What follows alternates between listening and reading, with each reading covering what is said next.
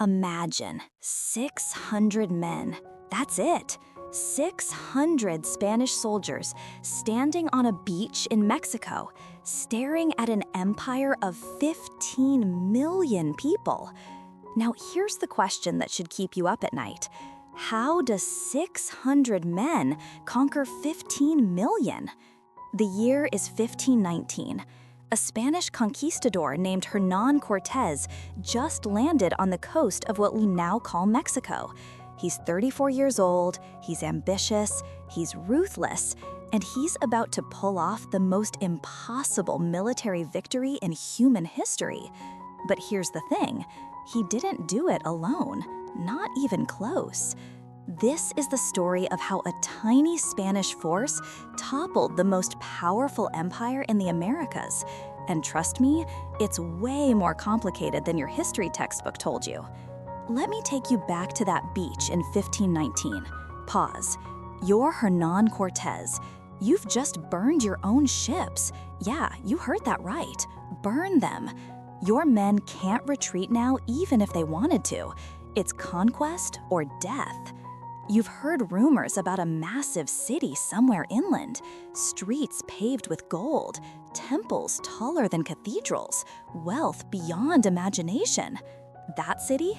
It's called Tenochtitlan, and it's about to become ground zero for one of history's most brutal conquests. Okay, let's talk about what Cortés was actually up against. The Aztec Empire in 1519 wasn't some primitive society. Oh no, this was one of the most sophisticated civilizations on Earth. Picture this. You're walking into Tenochtitlan, the Aztec capital. It's built on an island in the middle of a lake. Causeways connected to the mainland. Aqueducts bring fresh water from miles away. The population? 250,000 people. That made it bigger than any city in Europe at the time. Bigger than Paris, bigger than London, bigger than Rome. When Cortés's men first saw it, they thought they were hallucinating. The emperor's name was Moctezuma II. He ruled over 15 million people across what we now call central Mexico. His empire collected tribute from dozens of conquered city-states. Gold, jade, cacao beans, feathers, textiles. Here's what's crazy. The Aztecs had no iron, no steel, no wheels, no horses, no gunpowder. But they built pyramids that would make Egyptian pharaohs jealous. They developed a calendar more accurate than Europe's. They performed brain surgery successfully. And they practiced something that would horrify the Spanish: human sacrifice. We're not talking about occasional rituals. The Aztecs sacrificed thousands, maybe tens of thousands of people every year. Prisoners of war, captured enemies, sometimes their own citizens. They believed the sun god Huitzilopochtli needed human blood to rise each morning. No sacrifices? The world ends. Now, you need to understand something important. This practice made the Aztecs deeply unpopular with their neighbors. All those conquered city-states, all those people forced to pay tribute, they hated the Aztecs. And Cortés, he was about to exploit that hatred in the most ruthless way possible. So Cortés starts marching inland with his 600 men. But here's where things get interesting. The first indigenous group he encounters is the Totonacs. They're living under Aztec rule, paying tribute, sending their people to be sacrificed, and they are done with it. Cortés makes them an offer. You can't refuse. Help me fight the Aztecs, and you'll be free. They join him, just like that. Now he's got 600 Spanish soldiers, plus thousands of Totonac warriors. Then he meets the Tlaxcalans. These people have been fighting the Aztecs for decades. They're completely surrounded by Aztec territory, but they've never surrendered. They're tough, they're skilled warriors, and they really hate the Aztecs. After some initial battles, Cortés convinces them to join him too. Now get this, by the time Cortés reaches Tenochtitlan, he's got maybe 1,000 Spanish soldiers and over 20,000 indigenous allies. This wasn't just a Spanish conquest. This was a civil war, a rebellion. Dozens of oppressed indigenous nations finally getting their chance to overthrow the empire that had brutalized them for generations. Cortés didn't conquer the Aztecs. He just gave their enemies the weapons and leadership they needed to do it themselves. Now, this really decided this war, and it had nothing to do with guns or horses or military strategy. Smallpox.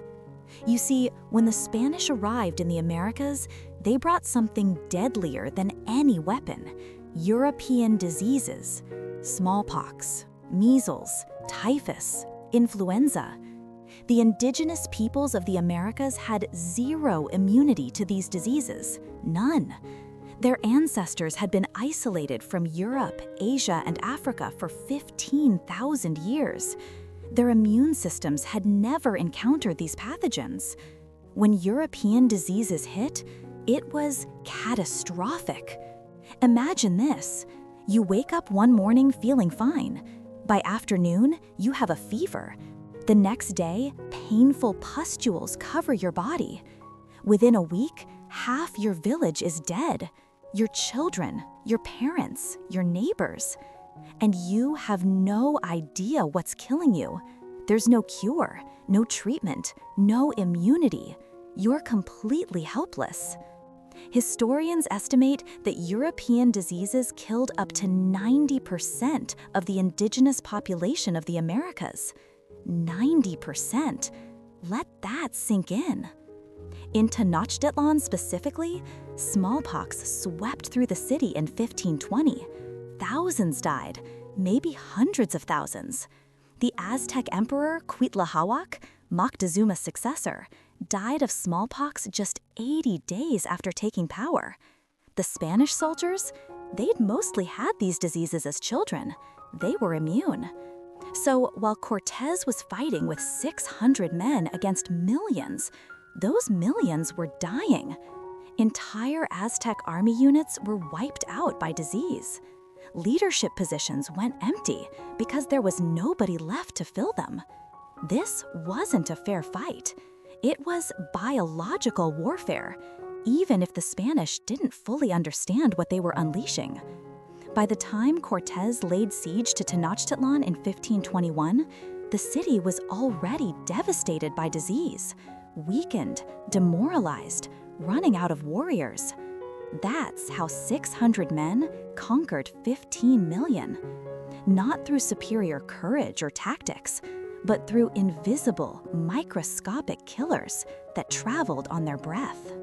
May 1521. Cortés is ready to make his final move. He surrounds Tenochtitlan with his Spanish indigenous army. Remember, the city's on an island. To besiege it, Cortés has to control the lake. So you know what he does? He builds ships right there in Mexico with no shipyard, no proper materials, using timber from the mountains and nails pulled from his burned vessels. 13 brigantines, small warships. His men carry them in pieces to the lake and assemble them on the shore. The Aztecs watch this happening, and they're thinking, what the hell are these strange people doing? Then Cortés launches his ships. Now the Aztecs are trapped. No food coming in, no reinforcements, no escape. The Spanish and their allies control the causeways and the lake. The siege lasts 93 days. Let me tell you what those 93 days were like. You're an Aztec warrior defending your home, your city, your family. Every day the Spanish attack. Cannons blast holes in your pyramid temples. Buildings collapse. Fire spreads through neighborhoods. Your people are starving. You're eating bark, grass, anything. The disease is still raging. Bodies pile up in the streets faster than you can bury them. The canals, once filled with clear water, now run red and black with blood and rot. And still, you fight. The Aztecs didn't surrender easily. They fought street by street, building by building, every causeway, every canal, every temple. But they were fighting a war they couldn't win. Beat, August 13, 1521. The last Aztec emperor, Cuauhtémoc, is captured trying to escape in a canoe. The siege is over. Tenochtitlan, the magnificent city that once held 250,000 people, is destroyed, burned, shattered. The canals are choked with corpses. The temples are rubble. Over 100,000 Aztecs died during the siege. Maybe more. Nobody knows the exact number. The richest, most powerful empire in the Americas, gone in just 2 years. Let's talk about the weapons for a second, because this matters. The Spanish had guns, but here's what nobody tells you: 16th century guns sucked. Seriously. These arquebuses and muskets took forever to reload. They misfired constantly. They were inaccurate beyond 50 feet. In rain, forget it. They wouldn't fire at all. So why did they matter? The noise. When a musket fired, it sounded like thunder. The Aztecs had never heard anything like it. That psychological impact, that was worth more than the actual bullets. Horses? Now those were game changers. The Aztecs had never seen horses before. To them, these were monsters, massive creatures that could run faster than any human, that could trample you to death, that seemed to be one creature with their Spanish riders. A Spanish cavalry charge against indigenous infantry? Devastating, absolutely devastating. But here's the thing. The Spanish only had about 16 horses when Cortés landed. 16, that's it. Not exactly an overwhelming force. What about armor? Spanish steel armor could stop Aztec obsidian weapons, but it was heavy. In the Mexican heat, wearing full armor was brutal. Many Spanish soldiers actually switched to lighter cotton armor, like the Aztecs wore, because it was more practical. And get this, Aztec obsidian blades were sharper than Spanish steel, way sharper. Some Spanish soldiers reported seeing Aztec weapons decapitate horses in a single swing. So the Spanish advantage? It wasn't as big as you think. The real advantages were: 1, disease, which we already covered; 2, indigenous allies, 20,000 warriors versus 600 Spanish; and 3, something the Aztecs didn't have. Beat, a unified strategy against invaders, because they'd never been invaded before. They were the conquerors. They didn't know how to defend against what was coming. Okay, so Cortés conquered the Aztec Empire. But why? One word: gold. When the Spanish first entered Tenochtitlan in 1519, before all the fighting, Moctezuma showed them his treasury. Rooms filled with gold. We're talking tons of it. Gold jewelry, gold plates, gold masks, gold statues. The Spanish couldn't believe their eyes. Bernal Diaz del Castillo, one of Cortez's soldiers, later wrote that they were so amazed they thought they were dreaming. They literally pinched themselves to make sure it was real. Now here's what happened. When the Spanish eventually had to flee Tenochtitlan during what they called La Noche Triste, the Night of Sorrows, in 1520, they tried to carry as much gold as they could. Some soldiers loaded themselves down with so much gold that when they fell into the canals, they drowned. The weight of the treasure dragged them under. After the final conquest in 1521, the Spanish melted down most of the Aztec gold artifacts, destroyed them, turned them into bars to ship back to Spain. Centuries of Aztec artistry gone, melted, lost forever. But here's the crazy part. The gold from the Aztec Empire was just the beginning. The Spanish discovered massive silver mines in Mexico. The Cerro Rico mine in Potosí, in what's now Bolivia, produced more silver than anywhere else on Earth. For the next 100 years, Spanish treasure fleets carried gold and silver from the Americas back to Europe. We're talking billions of dollars in today's money.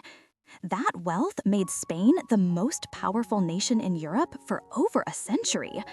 It funded Spanish wars, Spanish art, Spanish exploration, Spanish dominance, all of it taken from the Americas, built on the backs of conquered indigenous peoples and enslaved Africans who worked the mines.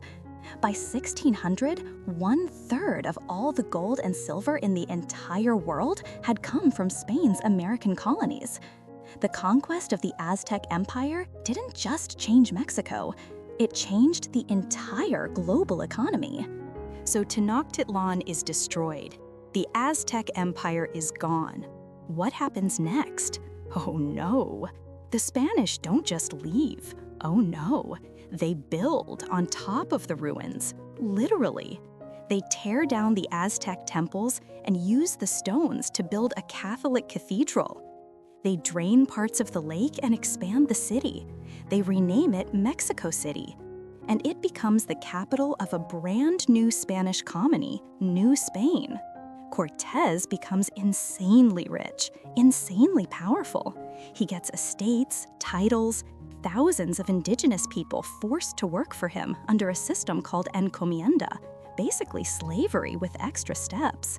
But here's the twist. The Spanish crown doesn't fully trust him. He's too powerful, too ambitious. They're worried he might declare himself king of his own independent country. So they sideline him, send him back to Spain. He spends the rest of his life fighting legal battles, trying to get recognition for his conquest. Meanwhile, the indigenous peoples of Mexico, their world is shattered, not just politically, culturally, spiritually, completely. Spanish priests arrive and start converting everyone to Christianity, sometimes peacefully, often not. They burn Aztec codices, ancient books containing history, astronomy, medicine, centuries of accumulated knowledge, gone, destroyed. Spanish language replaces indigenous languages. Spanish culture replaces indigenous culture. But here's what's important to understand. It wasn't a complete erasure. Mexican culture today is mestizo, mixed. It's Spanish and indigenous. The food, the language, the traditions, the people. When you eat chocolate, that's Aztec. When you eat tomatoes, avocados, chili peppers, that's all from the indigenous peoples of Mexico. The Spanish conquered the Aztec Empire militarily, but culturally, the fusion created something entirely new, something that's still alive today. Mexico isn't Spain, and it isn't the Aztec Empire either. It's both, and neither. It's its own thing, forged in conquest, surviving through mixture, living on through millions of people whose ancestors include both the conquistadors and the conquered. So here's the question that historians still argue about today. Was Cortés a brilliant military strategist or a genocidal monster? The answer? Both. Kind of. It's complicated. Look, Let's be clear about something. The conquest of the Aztec Empire resulted in millions of deaths, millions, through violence, through disease, through forced labor in mines. The Spanish destroyed an entire civilization. They committed atrocities that would make your stomach turn. But here's where it gets messy. The indigenous allies who fought alongside Cortés, they weren't naive victims. They were making strategic choices. They wanted the Aztec Empire gone. They'd been suffering under Aztec rule for generations. Were they fighting for Spanish conquest or for their own liberation? Probably both. The Tlaxcalans thought they were using Cortés to free themselves from the Aztecs. They didn't realize they were just trading one empire for another, one that would eventually be even more oppressive. And what about the Aztecs themselves? Should we romanticize them? Remember, they were an empire. They conquered other peoples, they extracted tribute, they practiced mass human sacrifice. Does that justify Spanish conquest? Hell no, but it complicates the narrative. History isn't a movie with clear heroes and villains. It's messy, brutal, full of people making impossible choices in horrific circumstances. Today, Cortés is a controversial figure, especially in Mexico. Some see him as the founder of modern Mexico. Others see him as a symbol of colonialism and genocide.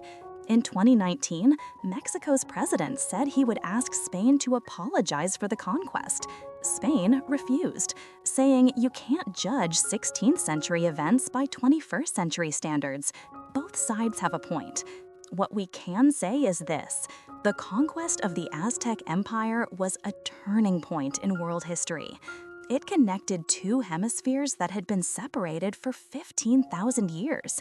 It sparked a massive demographic collapse. It redistributed global wealth and power. And 500 years later, we're still dealing with the consequences. Okay, let's wrap this up by talking about why this conquest matters. Because it's not just ancient history. The effects are still shaping our world today. First, the demographic catastrophe. When Cortés landed in 1519, there were probably 25 to 30 million indigenous people in Mexico. By 1600, just 80 years later, that number had dropped to about 1 million. 1 million. That's a 95% population collapse, mostly from disease. It's one of the largest demographic disasters in human history. Second, the Columbian Exchange. This is the term historians use for the massive transfer of plants, animals, diseases, and people between the Americas and Europe, Africa, and Asia after 1492. From the Americas to the rest of the world, potatoes, tomatoes, corn, chocolate, tobacco, rubber, chili peppers. From the rest of the world to the Americas, wheat, sugar, horses, cows, chickens, and those devastating diseases. This exchange transformed global agriculture, global cuisine, global economies. Third, the birth of the modern global economy. The silver from Mexico and South America flooded into Europe. It funded the Spanish Empire, but it also flowed to China through trade. It connected economies across continents. Historians argue that this moment, the conquest of the Aztec and Inca empires and the subsequent extraction of New World wealth, marks the beginning of true globalization. For the first time, all of the world's major civilizations were connected economically. Fourth, the racial and cultural mixing. Mexico today has 120 million people. Most are mestizo, mixed European and indigenous ancestry. Spanish is the dominant language, but it's filled with Nahuatl words. The cuisine is a fusion, the culture is a fusion. The conquest created a new civilization. Not Spanish, not Aztec, something else entirely. And finally, and maybe most importantly, the conquest set a pattern. what happened in Mexico happened again and again across the Americas. Spanish conquest in South America, Portuguese conquest in Brazil, English, French, Dutch colonization in North America. The playbook was similar everywhere. Superior weapons, indigenous allies exploiting existing conflicts, and most devastatingly, European diseases decimating native populations. Within 200 years of Columbus landing, the indigenous population of the entire Western Hemisphere had crashed by around 90%. That's not just conquest. That's the near extinction of hundreds of cultures, thousands of languages, millions of lives. The conquest of the Aztec Empire wasn't just one chapter in history. It was the beginning of a much larger, much more devastating story. The story of how European colonialism reshaped the entire planet.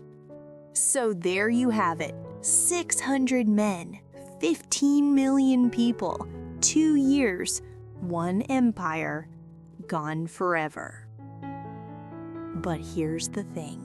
This is just one chapter in the insane story of the Americas. We've covered the Ice Age migration, the agricultural revolution, the Clovis mammoth hunters, the mysterious Olmecs, Cahokia, the lost city bigger than London, the ancestral Puebloans who vanished, the real first Europeans, even the line that split America before anyone lived here. And we're just getting started. There are hundreds of stories about America that you've never heard. Stories that'll blow your mind. Stories that'll change how you see history forever. So if you want to discover the America they never taught you in school, from A to Z, hit that subscribe button right now. Trust me, you have no idea what's coming next.